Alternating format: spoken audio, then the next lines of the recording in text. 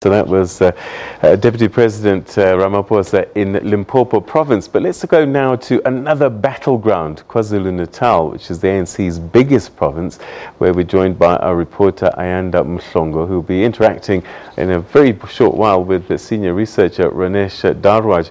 Ayanda, the last time out when we had a national elective conference, KwaZulu-Natal brought, in many respects, President Zuma to victory. And I guess this time around, if Nkosazana Dlamini Zuma, doctor, wants to succeed, she has to have a home win.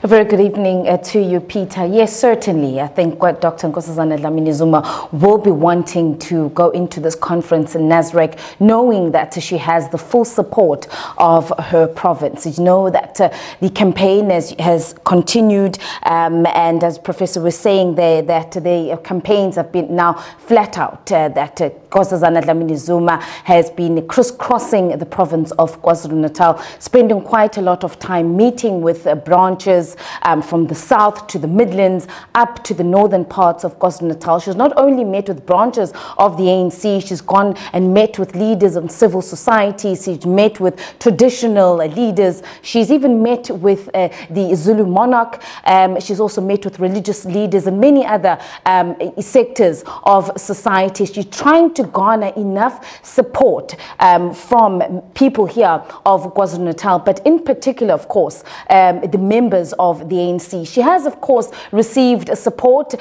from way back as last year, and as you spoke about me being joined by my colleague and SABC political commentator who can also come into our discussion, was that she was also last year, even as close in the build-up to the 2016 local government elections, where we heard the ANC Youth League and the Women's League here in KwaZulu-Natal already at that time, and that was even before the ANC had opened it up for nominations to be made publicly, where they came out and said that they are going to be throwing their weight behind Dr. Nkosazana Dlamini Zuma, and certainly they have. They have assisted her campaign. We've seen the Women's League in the province of KwaZulu-Natal. We've seen the ANC Youth League out in full force across the province, doing as best as they can to try and get much support from her. Of course, Dr. Dlamini Zuma, at this time in the province, not as united as it was in 2007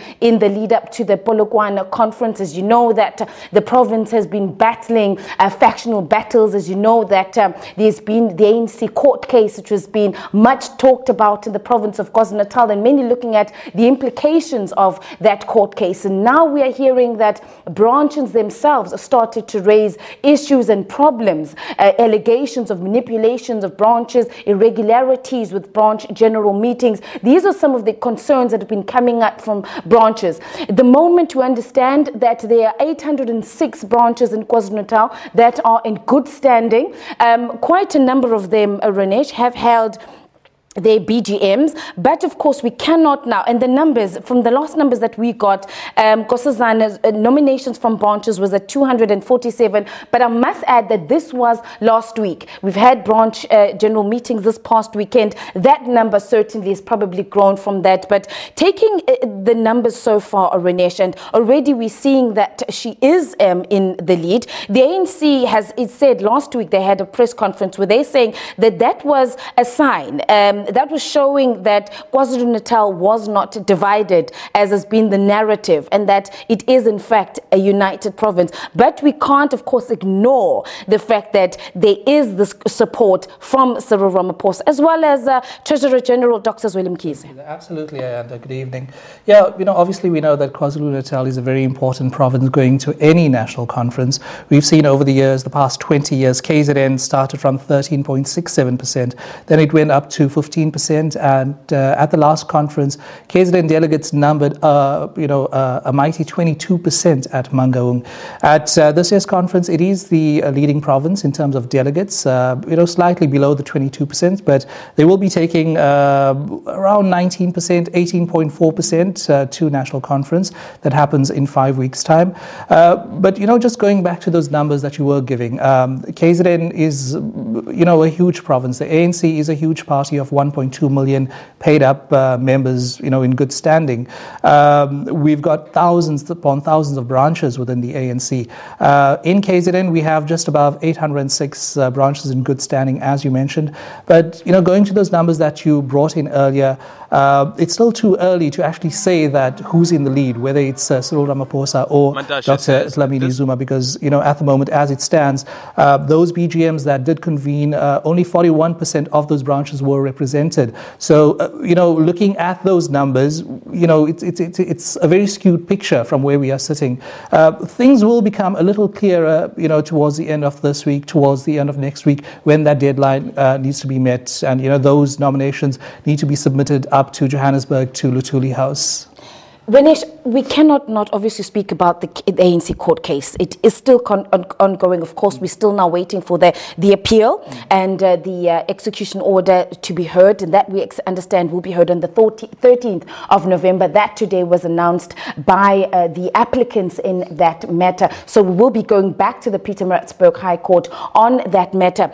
A lot of people are asking, into the province of KwaZulu-Natal, and I think in other provinces as well, looking into KwaZulu-Natal and this court case, what are the implications of the court case and the outcomes of this appeal and the execution order, which the applicants are saying they want the current PEC to vacate their office, and they believe that they remain an illegitimate structure. What will that mean for the ANC members going to the conference? I think it's going to be a very complicated legal process, but I think let's start off by just saying, the judgment in September this year obviously invalidated the PEC that was elected in November 2015. The ANC, in consultation with the NEC, are appealing that decision. This is where that execution stay order comes in. So I'm not too sure about the legalities of that, but what I can tell you is that, if the decision of that High Court is abided by, it will not necessarily affect the delegates that are sent to National Conference next month, because that only affects the PEC. And we have an excellent precedent to go back to Mangaung 2012. The very same thing happened with the PEC of the Free State. Ace Magashule and his team, I think it was 20 members, they weren't allowed to vote as part of the PEC, as part of that conference, but Ace Magashule voted because he was part of the extended NEC. So at worst, what could possibly happen, those KZN delegates will not be affected at all. They will vote at National Conference in December this year. Just the PEC. The PEC, maybe 20 to 25 members of the PEC will not be allowed to vote until the legal processes have been sorted out. We're coming back to branches, Renesh, the BGMs. Of course, this is the process, and this is now the focus of branches leading up to the conference. Today, we're learning from the Cyril Ramaphosa lobby group here in KwaZulu-Natal that 80 branches have lodged disputes. They are now waiting for the committee, which will be led by Naledi Pandor. That is the dispute resolution committee that they understand will be deployed to the province of KwaZulu-Natal, comprising of about at least 10 NEC members that are going to be looking into these disputes. You have said, of course, that we're still way off reaching this 806 BGMs that were supposed to sit in the province. 80 complaints already coming from branches, also fueling further tensions. Now, I'm a bit concerned about tensions in the province of KwaZulu-Natal because of where we come from. We haven't even concluded matters around political killings, which is a huge concern for members here. Absolutely, and if we go back to the Secretary General's report, earlier at the policy conference, I actually forget the name, the diagnostic report, he brought up the notion of the branches. That's where the problems, that's where the rot within the ANC is starting. But if you come back to KZN, those 80 complaints, obviously it is quite a huge number. But for National Conference to sit, remember you need a 70% quota of branches to actually constitute that National Conference. So from where we're sitting at the moment, I don't think the National Conference is going to be jeopardized in any way. It's up to the SG at Luthuli House and the NEC to actually sort matters out before National Conference. All right, I'm going to leave you there, Renesh. For now, well, certainly, Peter, as you heard there from Renesh's analysis, that we've still got a lot to look forward forward to in the province of KwaZulu-Natal. Campaigning continuing, and we're still going to be, of course, listening and finding out what this committee that is going to descend on the province of KwaZulu-Natal is in response to how they're going to be handling the disputes that have now been raised by some of the branches. So still a lot to look forward to from the ANC's biggest province, KwaZulu-Natal. Peter.